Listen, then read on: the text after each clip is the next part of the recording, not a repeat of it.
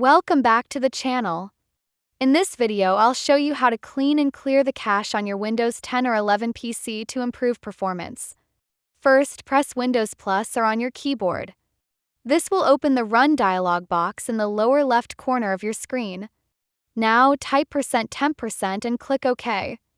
A folder will open, filled with temporary files your computer doesn't really need. Select everything by pressing Ctrl+A. Then hit Delete to remove them. To clear even more cache, repeat the same process. This time, open the Run box again by pressing Windows+R and simply type temp. Then click OK. Once the folder appears, press Ctrl+A and delete all the files inside. For the final cleanup, go to your recycle bin.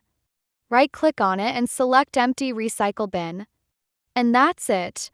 You've just cleared your cache and removed unnecessary files, which can help your PC run faster. If this tutorial helped you out, don't forget to like the video. For more helpful tutorials, subscribe to the channel and press the notification button as well. Thanks for watching.